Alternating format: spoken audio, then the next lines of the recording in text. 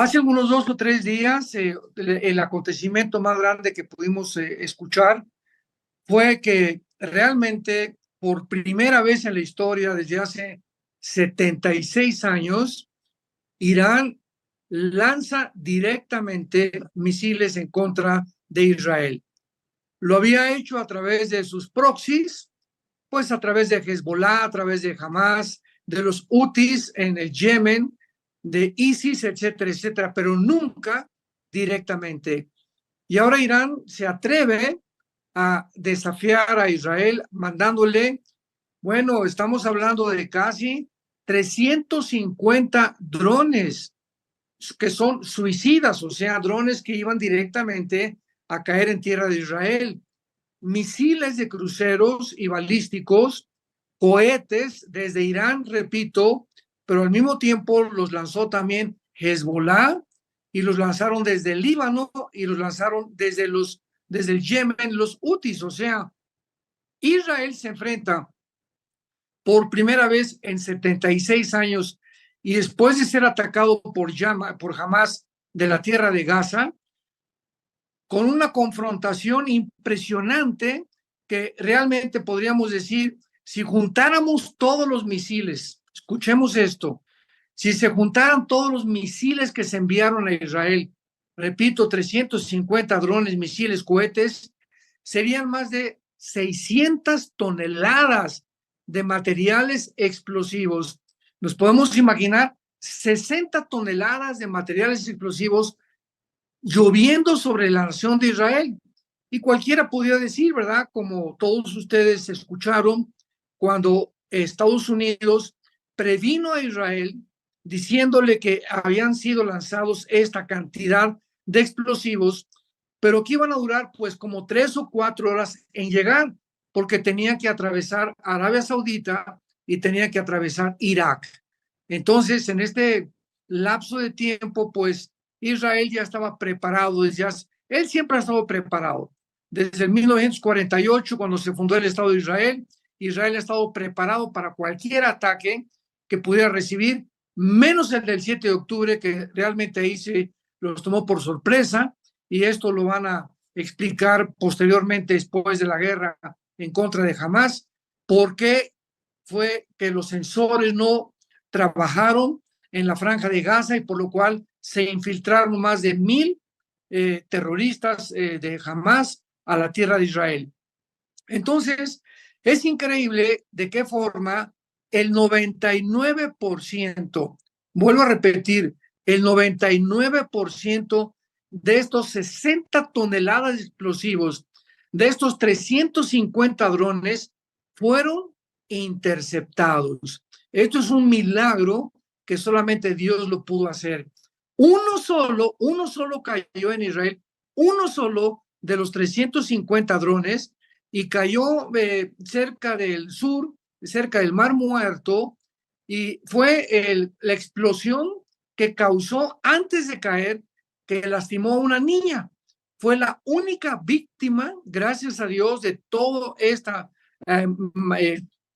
lanzamiento de cohetes y este ataque que lanzó Irán, una niña que le cayó un poco de hierro sobre su cabeza, y fue lo único que se pudo prever que realmente pudiera lastimar a una persona. ¿Qué es lo que vimos aquí? Una superioridad aérea, operativa, tecnológica y de inteligencia de una coalición unida, porque se unieron a Israel, Francia y aún la misma nación de Jordania, que es árabe. Bueno, sabemos que en el siglo XX Jordania y Egipto fueron las dos naciones árabes que por primera vez firmaron un pacto de paz con Israel. Entonces, estamos viendo algo impresionante, porque quiero leerles en primer lugar Jeremías capítulo 31, versículo 35 en adelante, donde Dios hace una promesa a la nación de Israel y dice así. Cierrame la puerta. Jeremías 31, versículo 35. Escuchamos esta promesa porque al mismo tiempo hemos escuchado muchas críticas. He escuchado inclusive a líderes cristianos decir lo siguiente, que completamente desinformados, ¿verdad? Porque esto es absolutamente, es una tragedia que suceda esto dentro del cristianismo, diciendo, es que Irán se está vengando del ataque de Israel.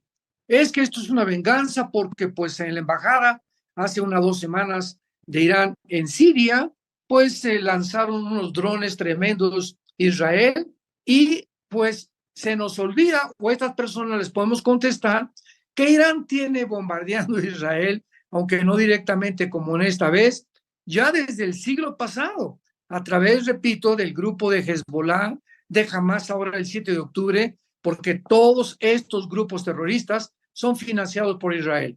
Así que estas personas que están diciendo y alegando que esta fue una venganza de Irán porque Israel atacó su embajada en Siria, etcétera, etcétera, es absolutamente, completamente, ¿verdad?, jalado de los pelos, porque esta información pues no es correcta. Así que tenemos que entender el trasfondo de todo para no desinformarnos. En medio de todo esto, quiero aprovechar para poder confrontar ahorita, en este momento, los tiempos que estamos enfrentando para poder responder cómo podemos enfrentar los tiempos finales. ¿Cuál debe ser la posición de los cristianos ante tantos eventos, que la invasión a Ucrania, que el eclipse solar? También en el eclipse comenzaron a decir en una, yo les llamo profecías amarillitas, que iba a venir un terremoto tremendo, que era el fin del mundo, que el rapto ya se acercaba, etcétera, etcétera, etcétera. Entonces, ante toda esta situación y ante toda esta desinformación, ¿cómo podemos nosotros enfrentar los tiempos finales? ¿Qué es lo que está pasando en el mundo? ¿Cómo podemos enfrentar estas crisis? Y la Biblia nos da la respuesta.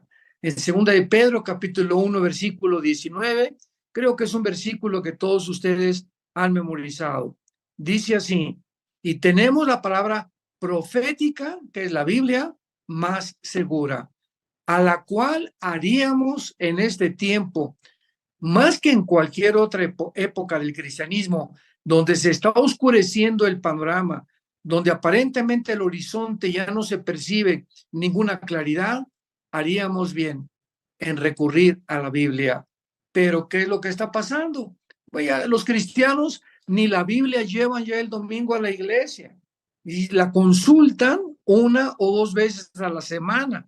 Hay cristianos que hasta 2 o 3 días no leen la Biblia. Entonces, ¿cómo podemos nosotros creer que con una visita el domingo a la iglesia, ante el cúmulo de ataques que estamos recibiendo, podamos enfrentar el mundo tan oscuro que se nos está presentando? Entonces, tenemos la palabra profética más segura, a la cual deberíamos estar atentos, y cuando el Espíritu Santo, cuando Dios el Padre y su Hijo Jesucristo ven a los cristianos que realmente están consultándole, buscándole en oración, hincados en la mañana en sus devocionales, antes de acostarse con la palabra de Dios, Dios te va a dar paz, Dios te va a dar una respuesta en la Biblia, Dios te va a repetir las palabras que se nos han dicho tantas veces: mi paz les dejo, mi paz les doy, no tengas miedo, no te preocupes, no te voy a abandonar, no te voy a dejar. Estamos como en el mar de Galilea, cuando los discípulos atravesaron y de repente vino una tormenta tremenda. ¿Y qué fue lo que pasó? Comenzó la lancha, pues aparentemente a hundirse, y Jesucristo dormido en la popa de la lancha. ¿Qué es lo que Jesucristo estaba esperando en ese momento? Que ellos creyeran que realmente no se iba a hundir la lancha. ¿Por qué? Porque él iba adentro con ellos. ¿Cómo se iba a hundir? Pero ¿cuál fue la reacción de los discípulos? Se levantaron y: Señor, despiértate que perecemos. Jesucristo se levantó, ¿verdad? Reprendió el viento y reprendió todas las cosas que tenía que reprender, y realmente pues vino la paz. Y estas circunstancias, estos eventos fueron escritos, están en la palabra de Dios para que nosotros recurramos a ellos, y recordemos que si en ese momento tan grave, donde venían tormentas y venían vientos huracanados, donde los discípulos sintieron que iban a morir, tenemos al mismo Jesucristo ahora dentro de cada corazón, que le ha recibido como su Señor, como su Salvador, y que ha creído el sacrificio que él hizo en la cruz. Tenemos también en el libro de Isaías capítulo 46, versículos 9 y 10, este pasaje que nos dice lo siguiente. Isaías 46, versículos 9 y 10.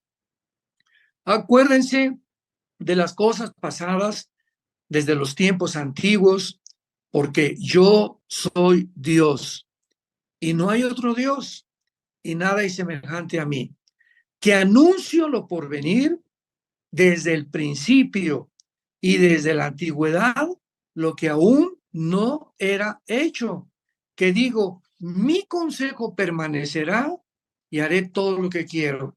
Yo hablé y lo haré venir, lo he pensado y también lo haré. ¿Qué nos está diciendo Dios en este pasaje? Que desde el tiempo en que se inició la creación del ser humano, Dios describió cómo fuimos creados. Y después vino el siglo pasado la evolución para poder tratar de contrarrestar lo que Dios había dicho en el Génesis. Y Dios nos dice que fuimos hechos del polvo de la tierra, que nos alimentemos de las cosas que vienen de la tierra, que comamos verduras, que comamos frutas, que no estemos recurriendo a tantas tonterías como el Monster y el Red Bull y todas esas cochinadas que venden, ¿verdad?, de bebidas enlatadas, que hacen que los riñones se intoxiquen, que tu hígado se intoxique, que te baje la energía. Dios nos ha anunciado desde el principio la forma como debemos de vivir. Anunció todo lo que iba a pasar con Egipto, todo lo que iba a pasar con Siria, lo que iba a pasar con Babilonia, Medo-Persa, con los griegos, los romanos. Nos ha recorrido toda la historia para que nosotros sepamos que hay alguien detrás de todo lo que está sucediendo. Todas las cosas que suceden no son al azar, no hay nada accidental. Dice la física que todo efecto tiene una causa y siempre detrás de la causa tenemos que buscar a Dios. ¿Por qué está pasando lo que está pasando? ¿Y por qué el eclipse? ¿Y por qué estos ataques? ¿Y por qué el mundo está a punto de una guerra tercera, de una tercera mundial, como lo están propagando de una forma desinformada e ignorante, porque de ninguna manera estamos ante una tercera guerra mundial? Es muy importante decírselos, la guerra mundial, que la tercera no vamos a estar nosotros aquí.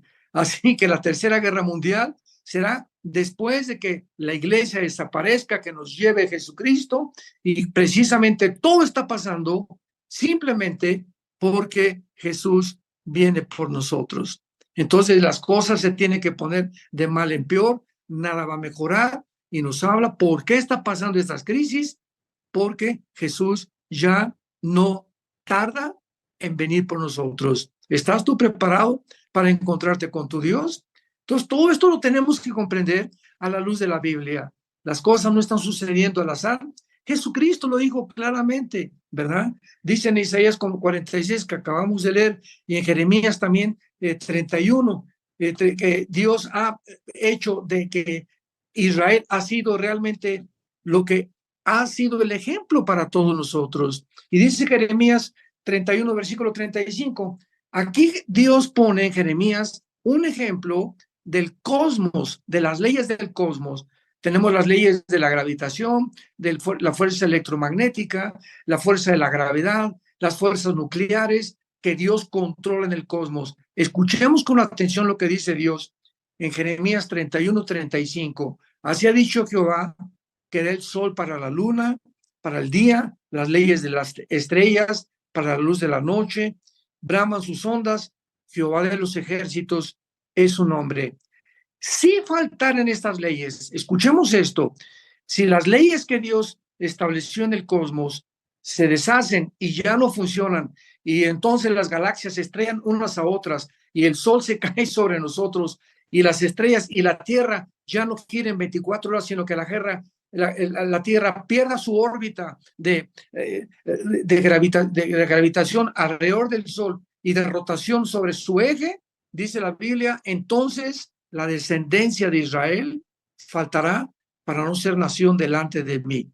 O sea, todas estas personas que dicen también, no es que ya Dios acabó con Israel, ya no tiene nada que ver Israel con Dios, ya ahora la iglesia ha tomado el puesto de Israel, y esto se llama la teología del reemplazo, que es una barbaridad, es una herejía, porque la Biblia claramente que Israel es indestructible. ¿Y por qué ha pasado todas las guerras que ha pasado Israel? ¿Por qué regresó Israel en el 48? ¿Por qué nadie ha podido entender la razón por la cual Hitler los quiso exterminar? ¿Por qué ningún politólogo, antropólogo, psiquiatra, geólogo, etcétera, etcétera, pueden dar respuestas a esto? Porque Israel tenía que regresar para que se cumplieran las profecías finales de Dios.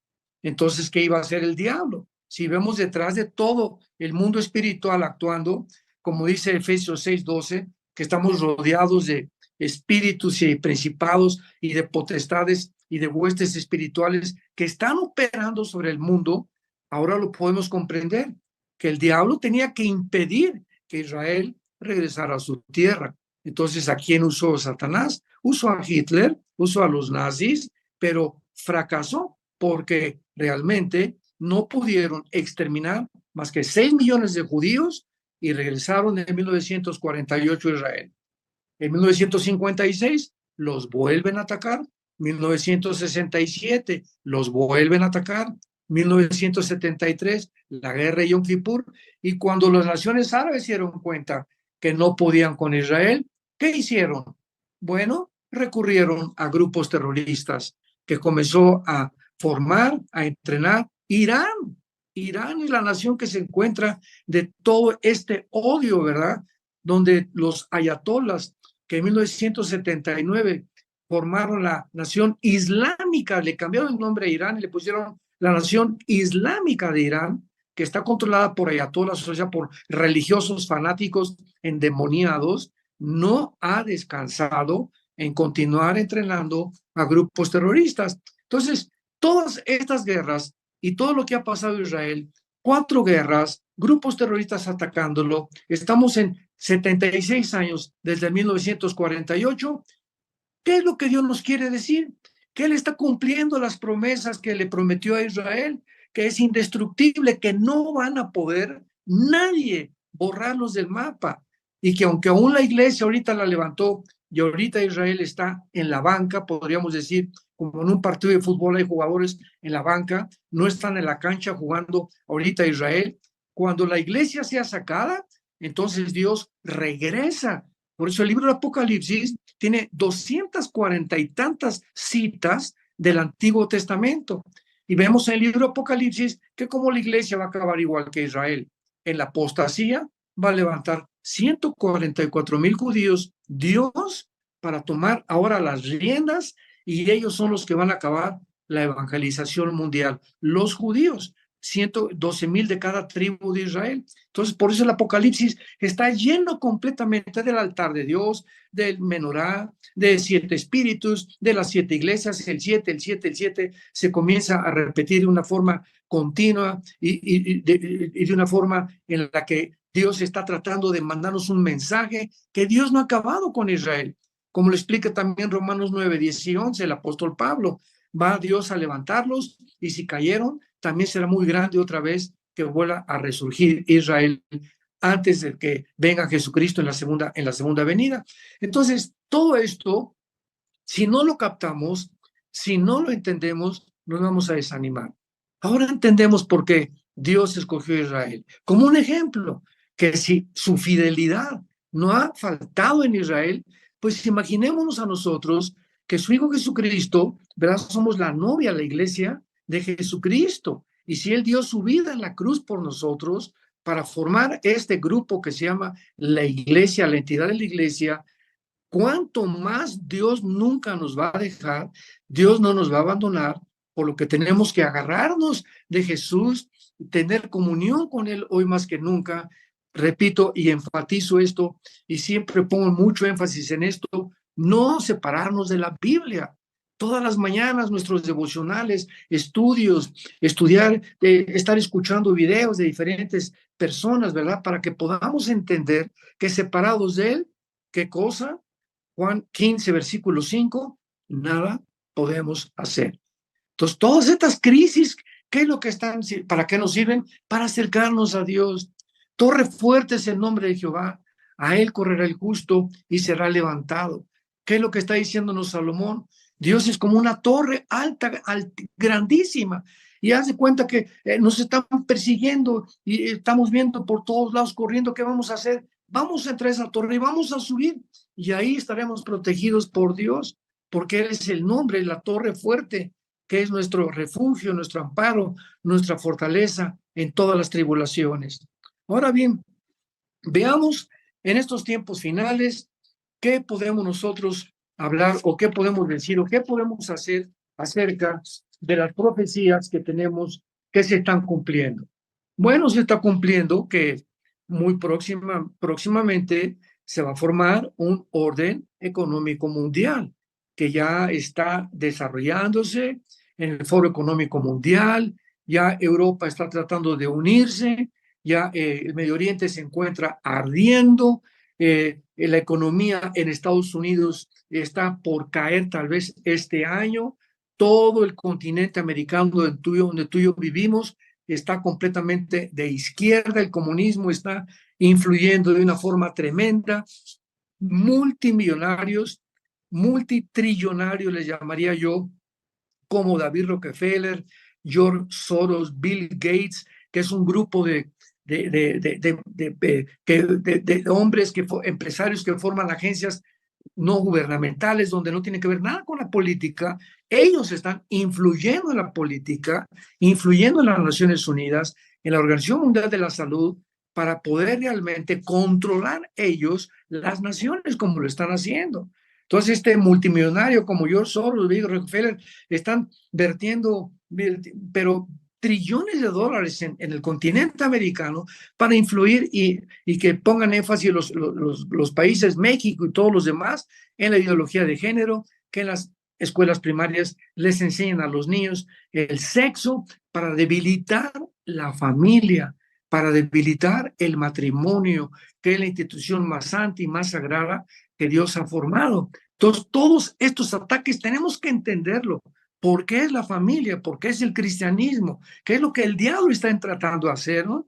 Pues acabar con todas las ideas judio-cristianas, tratar de quitar todos los códigos de ética y moral que la Biblia nos ha dejado a través de siglos de enseñanza, de que siempre el matrimonio fue un hombre y una mujer y que tenemos que luchar por la familia y por el matrimonio, pero el ataque es ahora contra la familia y viene el ataque final contra los niños. Los niños ahora son el objeto de Satanás y sabemos claramente que la Organización de las Naciones Unidas va a legislar posiblemente este año la pedofilia, que eso ya es una abominación en la que Dios ya no puede soportar tanta maldad humana, tanta descomposición, y es el mundo que tú y yo estamos enfrentando. Un mundo desarticulado, un mundo que se encuentra a la orilla de un abismo, un mundo que ya no tiene ninguna esperanza, porque la única esperanza no es la sociedad, no es un líder, no es un nuevo presidente, no es un nuevo dictador, no es acabar con solucionar el problema del clima, no es el problema de la economía ni de la pobreza. El problema del ser humano es el pecado, es la condición corrupta del ser humano que lo está llevando a donde la Biblia dijo, predijo, profetizó hace más de 2.700 años que el mundo iba a llegar. ¿Cuál es la única esperanza? Jesucristo, el Hijo de Dios. Fuera de Cristo no hay absolutamente ninguna luz. Fuera de la Biblia no hay absolutamente ninguna luz. Tenemos que enfrentar el mundo con las armas de la luz que Dios nos ha dejado para que podamos realmente llegar al final irreprensibles, para que podamos no avergonzarnos en la venida de Jesucristo cuando venga el rapto por nosotros, porque ya se escuchan los cascos de los caballos del Apocalipsis, que ya no tarda Jesús en venir por nosotros.